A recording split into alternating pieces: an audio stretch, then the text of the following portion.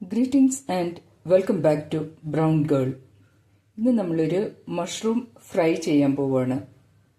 ഇതിന് വേണമെങ്കിൽ നിങ്ങൾക്ക് മെഴുക്ക് പുരട്ടി എന്നും പറയാം, കൂൺ മെഴുക്ക് പുരട്ടി, അതല്ലെങ്കിൽ മഷ്റൂം ഫ്രൈ.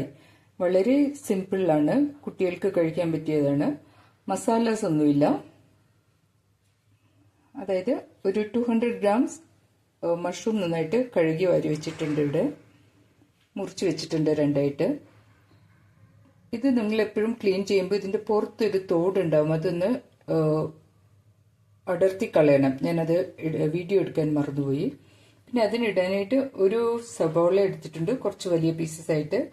ഞങ്ങൾക്ക് എരിവ് ഇഷ്ടമുള്ളതുകൊണ്ട് ഒരു 4 പച്ചമുളക് എടുത്തിട്ടുണ്ട്, 2 ആയാലും മതി. മഞ്ഞൾപ്പൊടി ഇച്ചിരി കൂടുതൽ എടുത്തിട്ടുണ്ട്, ഒരു 1/2 ടീസ്പൂൺ എടുത്തിട്ടുണ്ട്. കാരണം ഇതിന് മഞ്ഞളിന്റെ ഒരു ഫ്ലേവർ വരുന്നത് പ്രത്യേക ഒരു ടേസ്റ്റാണ്, അതുകൊണ്ട് തന്നെ മഞ്ഞൾപ്പൊടി കുറച്ച് കൂടുതൽ എടുത്തിട്ടുണ്ട്. പിന്നെ ഇച്ചിരി ഉപ്പുപൊടി, അത്രയേ ഉള്ളൂ. ഉള്ളി, മുളക്, മഞ്ഞൾ, ഉപ്പ്, അത്രയേ ഉള്ളൂ. വേറെ ഒന്നുമില്ല ഇതിൽ. വളരെ സിമ്പിളായിട്ട് കുട്ടികൾക്ക് വേണ്ടി ഉണ്ടാക്കുന്നതാണ്. വരൂ, നമ്മൾക്ക് തുടങ്ങാം.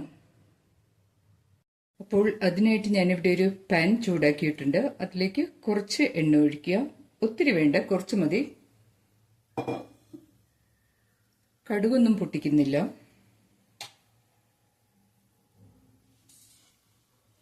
ഇതിലേക്ക് ആദ്യം നമ്മളുടെ പച്ചമുളകൊന്ന് വഴറ്റുക. അപ്പോൾ അതിൻ്റെ ആ എരിവിൻ്റെ കുത്തലൊന്ന് മാറും എണ്ണയിലൊന്ന് പച്ചമുളക് മുരിക്കുമ്പോൾ.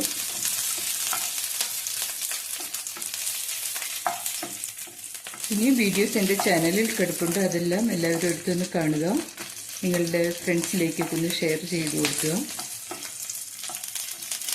ഈ പച്ചമുളക് എണ്ണയിലൊന്ന് മുരിയുന്നത് നല്ല ടേസ്റ്റാട്ടോ. എരിവും കുറയും, അതങ്ങനെ കടിച്ച് കഴിക്കാനും ടേസ്റ്റാണ്.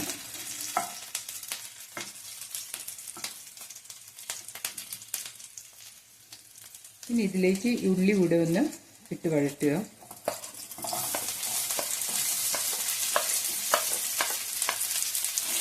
എൻ്റെ ചാനൽ കൂട്ടാക്കാത്തവരാരെങ്കിലും ഉണ്ടെങ്കിൽ, കൂട്ടാക്കാതെയാണ് നിങ്ങൾ കാണുന്നതെങ്കിൽ ദയവ് ചെയ്ത് കൂട്ടാക്കുക. വീഡിയോസ് കണ്ട് ഇഷ്ടപ്പെട്ടാൽ ലൈക്ക് ചെയ്യാനും മറക്കരുത്. ഇത് ഒത്തിരി വഴന്നു പോകണമെന്നില്ല, ചെറുതായിട്ടൊന്നിങ്ങനെ സോട്ട് ചെയ്താൽ മതി. പച്ചമുളക് മാത്രം ആദ്യം നന്നായിട്ടൊന്ന് മുരിക്കുക. ഇത് ചുമ്മാ ഒന്നിങ്ങനെ സോട്ട് ചെയ്ത് ഒത്തിരി വേവണമെന്നില്ല. ഇതിലേക്ക് നമ്മൾക്ക് ആ മഞ്ഞൾപ്പൊടി ഇടാം. മഞ്ഞൾപ്പൊടി ഒരു 1/4 ടീസ്പൂൺ എടുത്തിട്ടുണ്ട്. മഞ്ഞൾപ്പൊടി,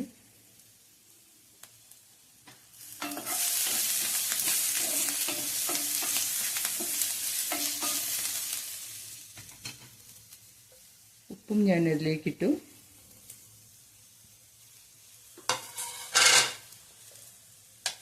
ഇനി അതിലേക്ക് നമ്മൾ കഴുകി വൃത്തിയാക്കി വെച്ചിരിക്കുന്ന ഈ മഷ്റൂം കൂടി ഇടുകയാണ്. ഇത്രയേ ഉള്ളൂ ഇതിൻ്റെ പണി. ഇതിൽ വെള്ളമൊന്നും ചേർത്ത് കൊടുക്കുന്നില്ല. മഷ്റൂമിൽ തന്നെ ഒത്തിരി വെള്ളമുണ്ട്, നല്ല വാട്ടർ കണ്ടന്റ് ഉള്ളതാണിത്, ഈ വെജിറ്റബിളാണിത്. അപ്പോൾ ഇതിന് വെള്ളം പ്രത്യേകിച്ച് ഒഴിച്ചു കൊടുക്കണമെന്നില്ല. ചെറുതായിട്ടൊന്നിങ്ങനെ എണ്ണയിലൊന്ന് കുറച്ചൊരു പകുതി സോട്ട് ചെയ്തതിന് ശേഷം വേണമെങ്കിൽ നമുക്കൊന്ന് മൂടി വെച്ച് വേവിക്കാം.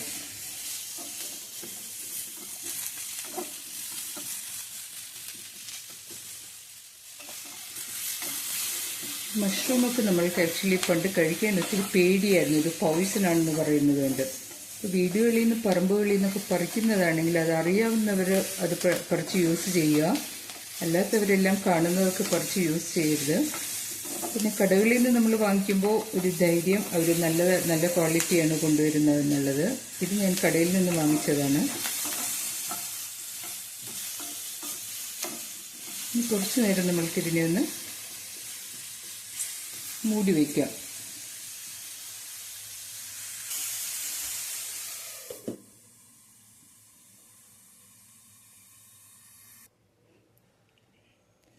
ഇതിലിപ്പോൾ നന്നായിട്ട് വെള്ളം ഇറങ്ങി വരുന്നുണ്ട്.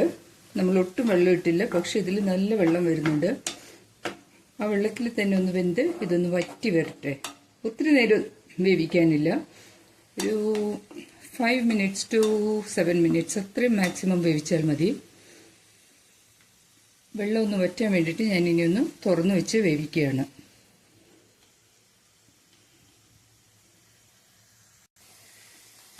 ഇപ്പോൾ നല്ലപോലെ വെള്ളമൊക്കെ വറ്റിയിട്ടുണ്ട്. ഇനി നമ്മൾക്കിത് എടുക്കാം.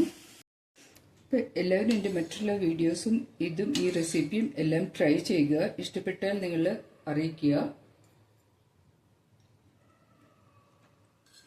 വാവ്, യമ്മി.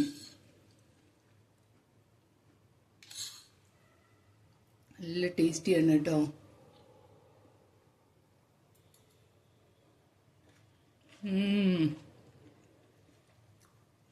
യമ്മി, ഒന്നും പറയാനില്ല.